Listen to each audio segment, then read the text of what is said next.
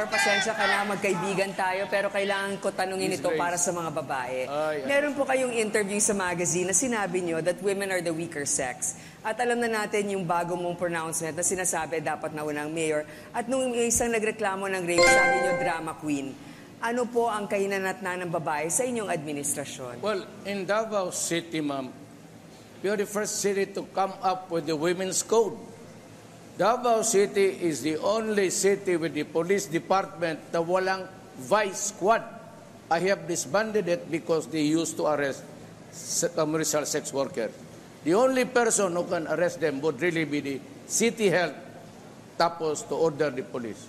Sa Davao ho, ang mga mutya ng Davao at Kadayaman Queen, we do not allow swimsuits. It's only short and beachwear. That is how important the women is or are in Davao. Meron kami niyan. Women's code, the first. Binagbawal namin yung swimsuit. Walang nakakibikini-bikini dyan.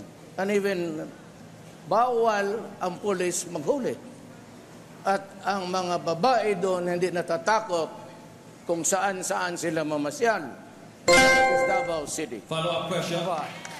Mayor, naintindihan ko po yung mga programa ninyo. Pero sa tingin nyo ba na porkit na merong isang women's desk, ay pwede na yung ganong pananalita?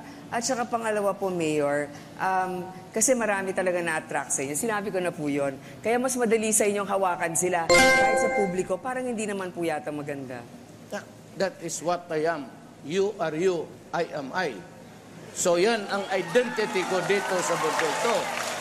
But really, yung babae na rape na Australian sa Davao, pinatay ko lahat yung 16. Nagmura ako. Then I narrated it in a different situation, but it is all true. Nothing is there was no malice in that. It's just a narration. Ganito ang nangyari kasi ang rinig ko, one of these guys, kumukuha ng original tape sa galit ko and they were about to use it. Binibili nga nila ng 1 million eh. Inunahan ko na. Because kung maglabas yan ngayon, at this hour, very late day, I would have a hard time coping with it. Kaya nilabas ko na at yung galit ng babae. But there was really no malice. It was a pure narration of the truth. Maraming salamat, Senator Grace. I will take your word, Mayor. But perhaps, should you become president, perhaps women will appreciate more respect, even a little restraint. I know that you are you and I am I. Let me take on a different responsibility.